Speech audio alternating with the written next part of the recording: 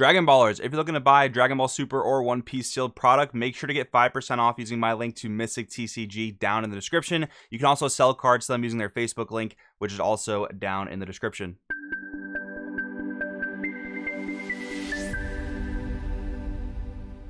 Yo, what's going on, Dragon Ballers? Welcome back to another Dragon Ball Super card game video. In today's video, I want to talk about one of the most monumental cards we've had for almost 10 sets now, the fact that it's banned and what that means for the format going forward. And if you guys don't know what I'm talking about, I am referencing SS Trunks God Sealing Technique. This is a card we've had again for almost 10 sets. It came out in set 10 at the beginning of Rise of the Unison Warrior block, and this card has been a polarizing, like, format defining and deck building defining card for as long as it's been out. You can really only play certain cards while this card has existed, and now it's banned going forward, and that changes so many things. You know, we've had a few locals, or a few weeks of locals I should say, since the ban list has dropped, and a lot of us are testing the waters for the upcoming World Championship LCQ in Vegas.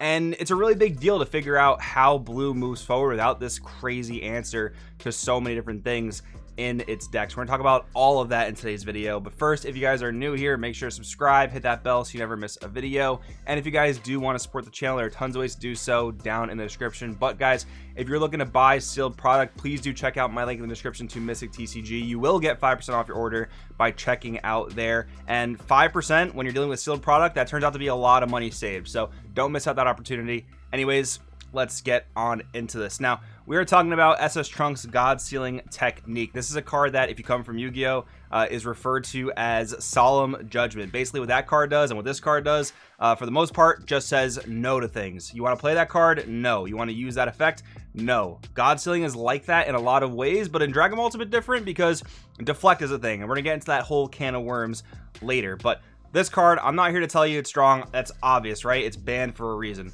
I guess you could consider there are maybe two downsides to this card, one of which is having to have a Unison in play, which for Blue is not usually a problem. Blue's Unisons have historically been tanky, and Blue has historically played higher than 2-cost Unisons, which is now pretty relevant for the fact that Black Smoke Dragon is in the format. But generally, Blue has always revolved around, you know, 3 and 4-cost Unisons, so that was never too big of a deal. Your opponent was usually not clearing the Unisons super easily. The other downside of this card was that you were putting the card back into your opponent's hand, which in Dragon Ball Super is actually kind of a big deal. Historically, removal that has put cards back into your opponent's hand has not been viewed as very good for a few reasons. One of which is that, you're giving your opponent back combo power, which can hurt your ability to go for game at some point.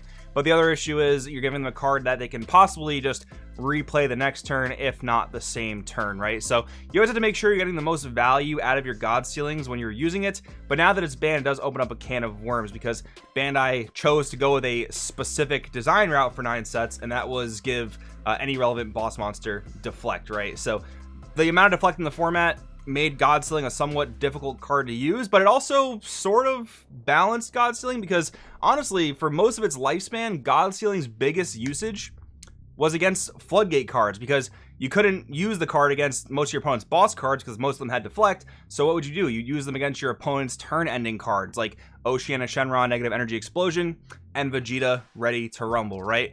Both of which, funny enough, are cards that are used in blue decks. Blue decks typically play Floodgates that cost more than 1 energy. Oceania is costing 2 by the end of its effect, and then Ready to Rumble costing 4, Gohan Baby's Minion costing 3.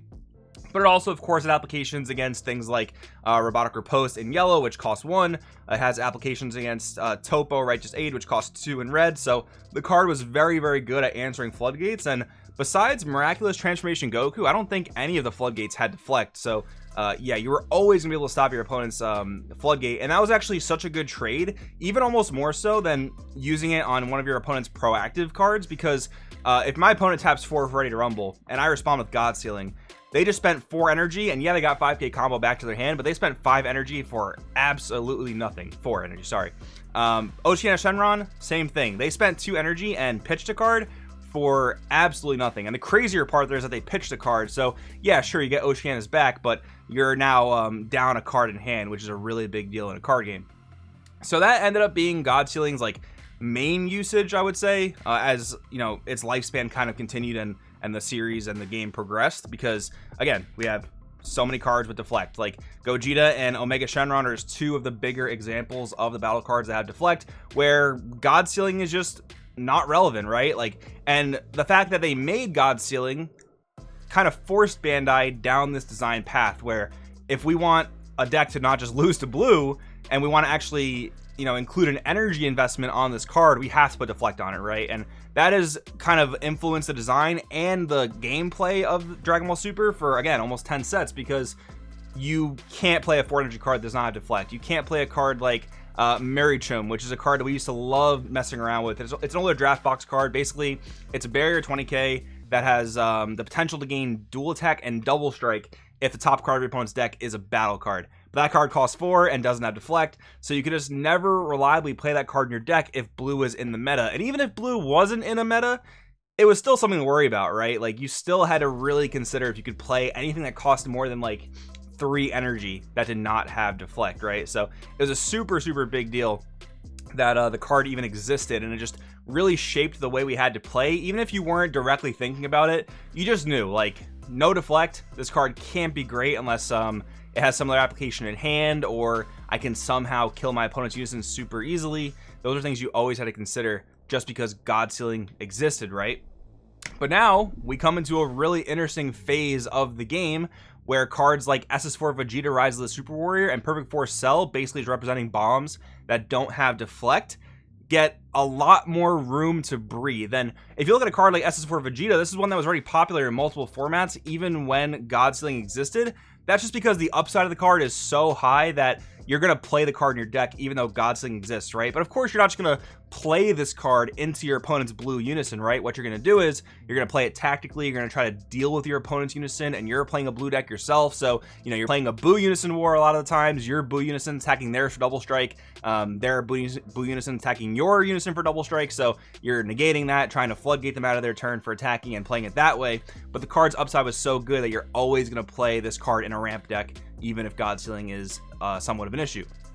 Perfect Force Cell is another, honestly, in my opinion, scary boss monster that has a lot more breathing room thanks to this this ban, because we've seen Reboot Cell do some things in some formats. It's never been one of the more dominant decks, and I think that's really because the deck does struggle a lot against red. It's really hard for this deck to deal with you know, a certain onslaught of aggro, and I don't think that problem has necessarily been solved for Cell, because Sin, while it can't crit all your life, is still very aggressive, and sometimes Dormant is just not enough to get you through those turns. Same thing with Gogeta. It can be very fast, although a bit less fast than Sin in my opinion. But yeah, this is a boss monster now that can theoretically just take advantage of so many decks in the late game. Blue decks specifically. Blue decks that were able to hold up their unison would basically prevent you from ever being able to play your Perfect Force Cell.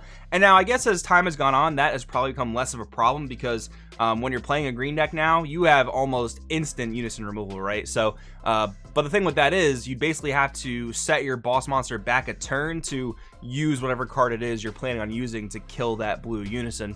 So with God Sealing out of the picture, that problem is eliminated, right? Like, if you want to play Perfect Force Cell on 5 in your Reboot Cell deck, you are pretty much free to do so, as long as your opponent hasn't used like Makikabora Broken Seal or something along those lines. I'm basically rambling to say that there are going to be so many cards to look at now that God Sealing is banned, and these are some of the obvious ones, right? We're going to be able to look through the card pool, see a lot more cards that don't have Deflect. Maybe I'll make another video kind of just rounding up the top picks of mine, maybe.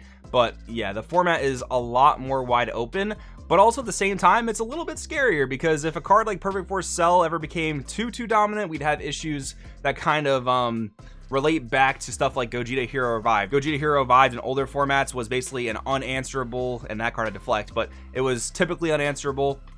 Would put your hand down to 3 and you'd have almost nothing to defend yourself. Cell's a bit different because you get to pick the 3 cards you keep, but you know, if they have the full wombo combo with their Vegito unison, they can rip your entire hand at that point, and it becomes a bit of a problem. But again, I don't think this is like a bad thing for the game in general, because red should continue to check Reboot Cell.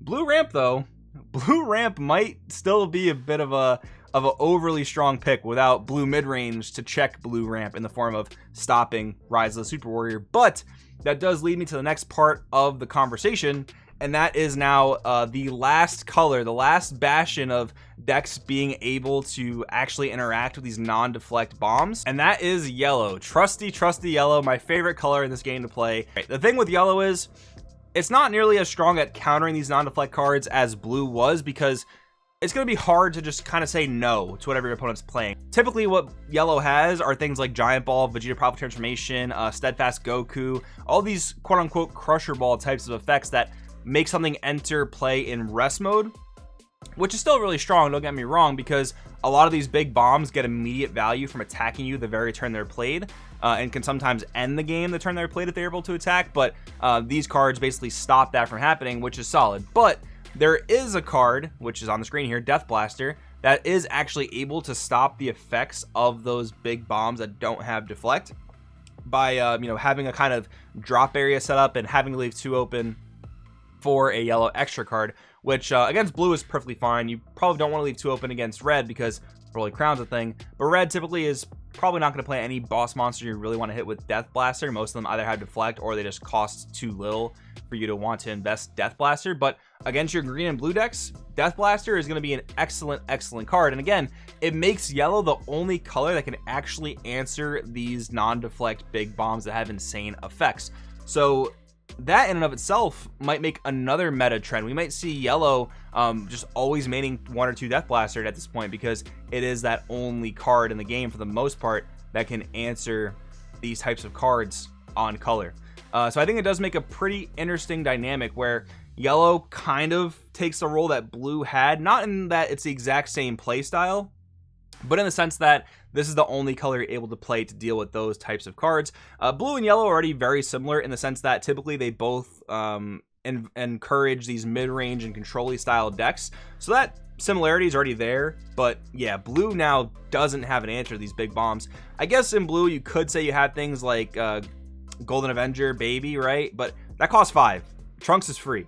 And the other thing I want to talk about too, Death Blaster has a pretty cool upside compared to Trunks. Obviously costing 2 is a downside, but the cool thing about Death Blaster is your opponent invests all their energy into the card, and the card gets played, but its skills are negated, and it's in rest mode. So most of yellow's removal is on rest mode cards, and it's not putting the card back into your opponent's hand where they can't combo with it, and they can't like replay it unless they have another copy of the card, right? And that's super relevant against a thing like the Gohan Beast SCR, right? Gohan Beast SCR is a big deal coming off of this God Sealing hit, and this blue SCR might just become the blue SCR. I think there was definitely a discussion to be had when God Sealing was a thing and you wanted to play either this or SSB Kaioken Goku Divinity. I think there was definitely a conversation to be had there, but without God Sealing in blue to check this card, this might be the blue SCR again, unless maybe we see a mega rise in yellow that's able to stop your 2 energy play for my own yellow 2 energy, which is going to be a really interesting thing to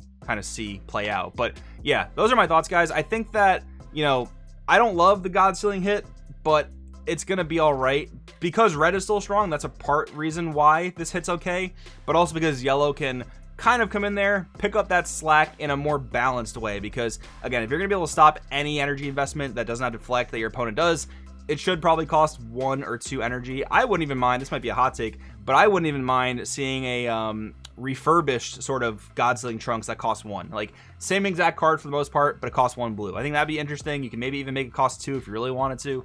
But yeah, we'll see what the road ahead has in store for us. But anyways, guys, those are my thoughts. I want in the comments below what you think. Thank you so much for watching. I'll see you in the next one.